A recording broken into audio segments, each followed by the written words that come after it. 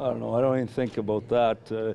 What I think about is process, and I think about the people and the players and the opportunity to grow and get better, to challenge yourself. Obviously, I believe in hockey. I believe in the game. I believe in Canada, and I think it's important that we continue to do everything we can to stay on top, and so I like being part of it. And when they asked me, obviously I was thrilled. There's a number of guys obviously they could have asked, and when they asked me, I was thrilled to have the opportunity and the challenge. The challenge is exciting. What aspects of the coaching staff, Mike, make you better given the task at hand? Well, I mean, obviously, when you just go through the guys, I mean, Q's done a ton of winning, and being around him, I've known Q for a long time, and so he's going to run our back end, be on the bench. And then Claude was with me at the last Olympics, had a lot of success.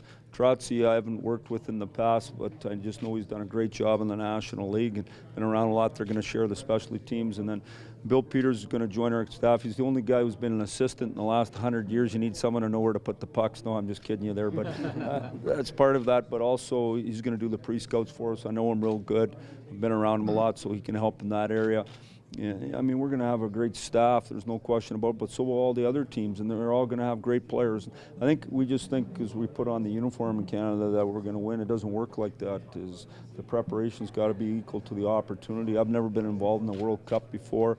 It looks like an unbelievable event, and you feel special to be and blessed to be asked. You like to teach. What is it that you teach players of this caliber? Well, I think what you do is you always ask in any team event, you ask the guys to find their game within the team game that you come up with that's going to suit the group the best. You try to teach what you're doing, whether it be specialty teams or on a forecheck or in the neutral zone or D zone, what you're doing and what you expect as quickly as you possibly can in a manner so they can understand. And obviously the quicker you do that, the better off you are. And in the end, the best players don't win. The best team wins. That's just the way it is, and that's the way in the National Hockey League as well. And you need a certain amount of skill. There's no question about it. But we're fortunate in Canada to have that. When you look at your international experience, what still stands out as the highlight for you of all the wealth of experience that you've had? Well, they're all very, very special to say the least. But I mean, the Olympic Games in Canada, I don't think anything can touch that. To be able to share that with your family and Canadians, and in the end to go through the process and be able to come out on top was very, very special. I mean, when you look back at all these events, is when they ask you initially, you say yes, and then you go, oh my God, what have I got myself into? It's the same every single time. As these things aren't easy, but you believe in the process, you believe in yourself, you believe in your staff and your players, and you find a way to get it done, and that's what we have to do. There's different approaches to putting a team together. Some guys take the best 23 players, other guys have taken role players. Do you have a particular approach? Yeah, I mean, skill and hockey sense and work ethic and competitiveness, and the best players are coming. Last little while, talking to Carey Price and Jonathan Taves, they both said that one of the things that you stressed and the reasons that they've had success playing for you at Olympics is that you keep it simple, but you make it very clear what your message is. How important is that in a short tournament, to keep it simple and clear? Well, I think that's as important in everything in life. I think the people that do that and that teach the best and explain it the best so they understand why and what they're doing and where they're going, I think it helps them. But, I've been fortunate to be around great players. You just mentioned two of them. They're fantastic people that get better at every single event, and they raise to their level in the biggest events. This is something I'm excited for the opportunity. I mean, it would be easy to say, hey, I'm not going this time, you've done it. But to me, anytime you get to represent your country, why wouldn't you? How much extra homework do you have to do then with your Leaf assistant coaches, with the training camp for them going on simultaneously? Well, I think that'll be a great experience for them and for us, but one thing about getting involved in Hockey Canada, it makes you work all summer. There's no question about it. It's like taking your summer and throwing it out the window.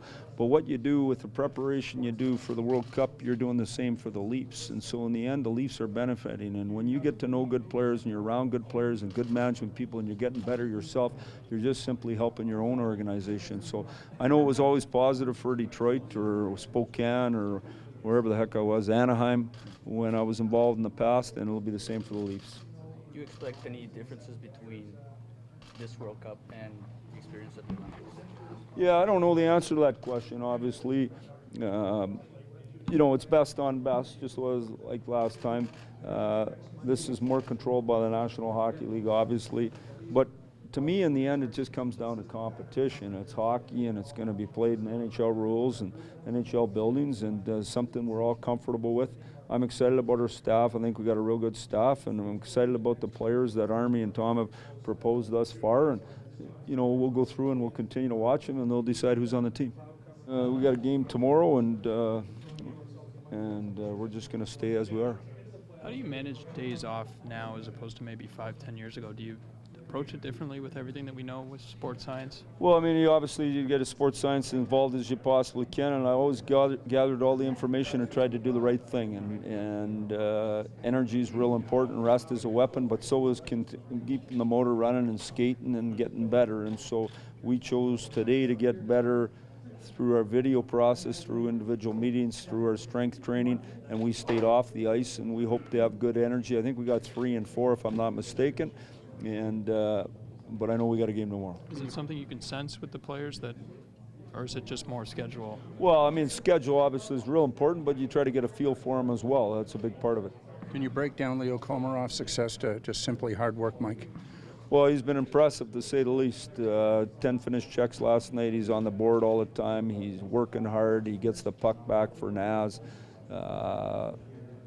Plays with it, without it. I mean, we play him on the power play. He's a good penalty killer. We haven't used him as much on the kill just because we're trying to get some other guys, but he's been an important part for us, and he's, I think, one of the brightest lights in the early going here for us. Corrado back from the 2-week conditioning stint. What does a player like that have to do to? Yeah, that's a really good question. I don't have the answer to that yet. I'm going to talk to Lou here today or tomorrow morning just about the process we're in there.